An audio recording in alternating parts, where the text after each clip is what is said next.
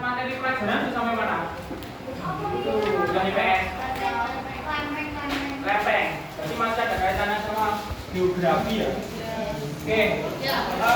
Untuk materi kita pada pagi ini itu tentang kondisi geografis yang mempengaruhi aktivitas perekonomian. Oke, bisa ya.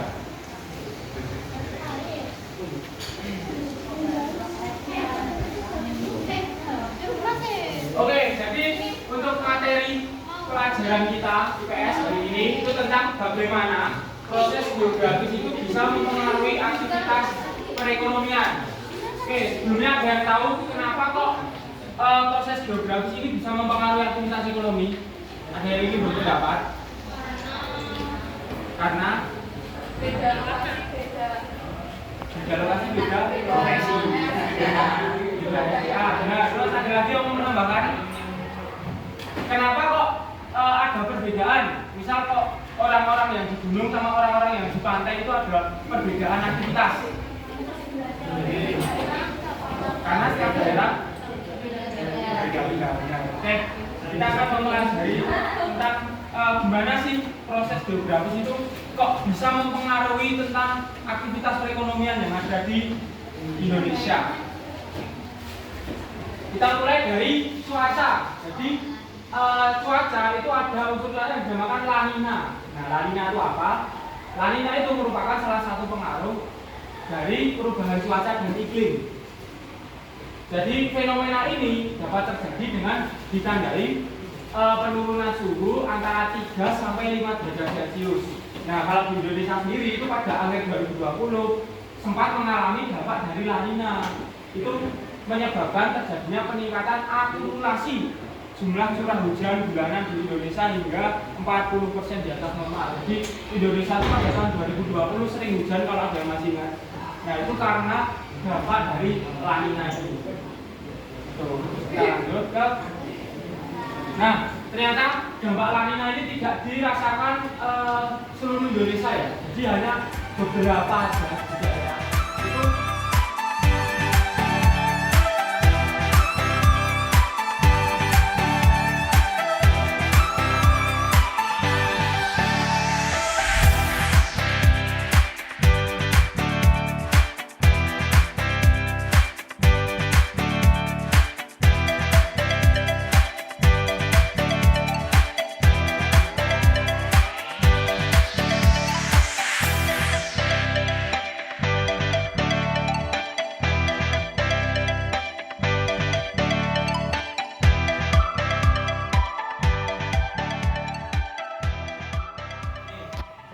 bentuk muka bumi di Indonesia itu ternyata beragam, teman-teman.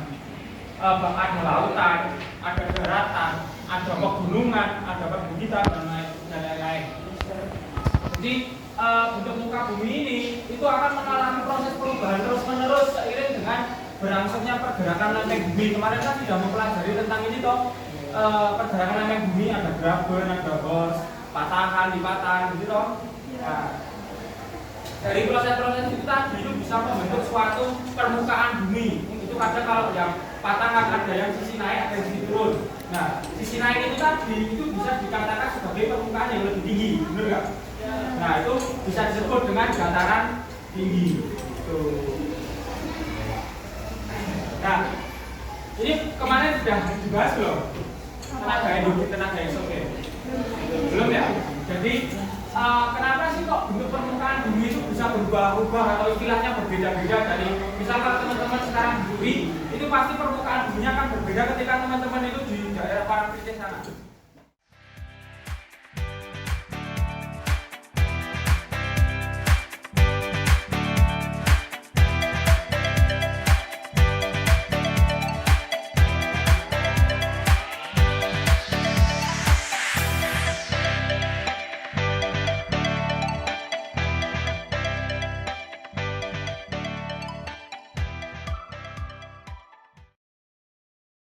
Ekonomi itu salah satunya adalah perdagangan, perkantoran, industri atau pabrik, terus pariwisata, perikanan, peternakan.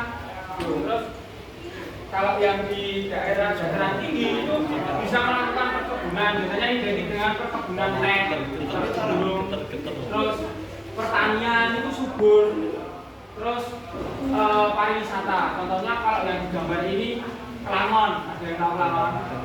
Yang pernah Kelangon. Nah itu adalah salah satu contoh pariwisata. Nah, di daerah dataran tinggi. Kemudian di daerah pesisir itu menyesuaikan tempat di mana mereka tinggal. Kalau orang-orang yang tinggal di pesisir itu biasanya aktivitas ekonominya itu adalah nelayan. Terus ada pariwisata yang terjadi di Bali, Parangtritis, terus pantai-pantai Gunung Kidul. Terus ada kalau yang namanya ada pariwisata, pasti kan ada turisnya. Turis kan otomatis dari jauh nih. Nah, mereka juga istilahnya apa ya, membuat aktivitas ekonomi yang baru atau membuat suatu produk ekonomi itu berupa penginapan atau hotel.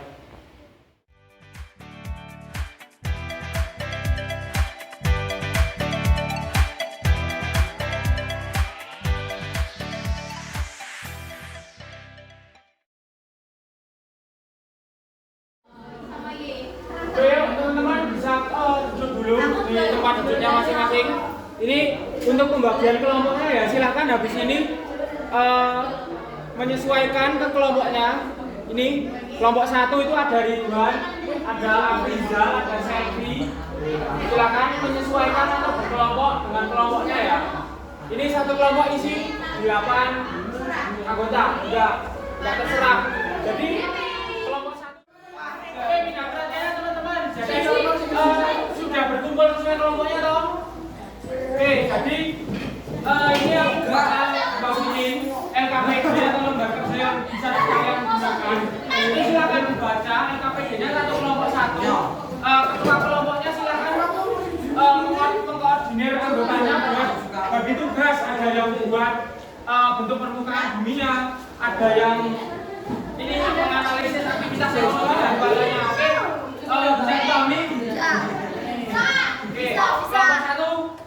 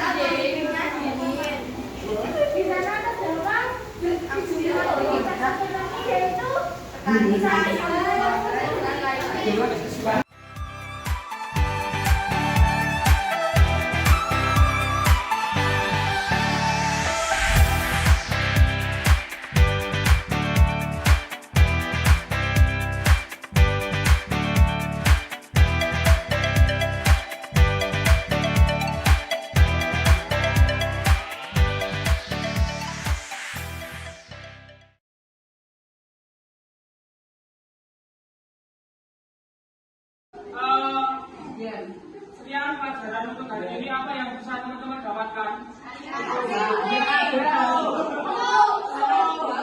Oke, coba tadi ya kita refleksi lagi ulang. Jadi kenapa kok aktivitas manusia di permukaan itu beda-beda?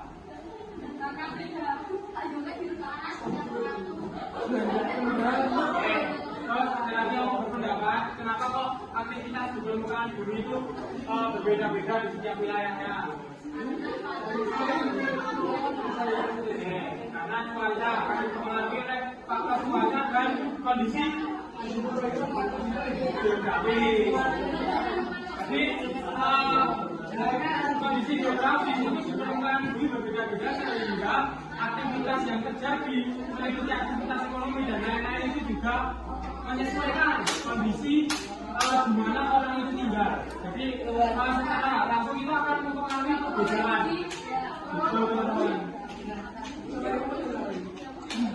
Oke, dari materi hari ini ada yang ingin ditanyakan? Atau bagian mana yang belum jelas? Sekian materi bentuk permukaan bumi yang mempengaruhi aktivitas ekonomi hari ini. Sebelum kita tutup, kita akhiri dengan berdoa dulu ya. Oke, berdoa menurut agama dan keyakinan kita masing-masing. Mulai ya. Oke, sekian yang dapat saya sampaikan, kurang lebihnya mohon maaf. Saat ini wassalamualaikum warahmatullahi wabarakatuh.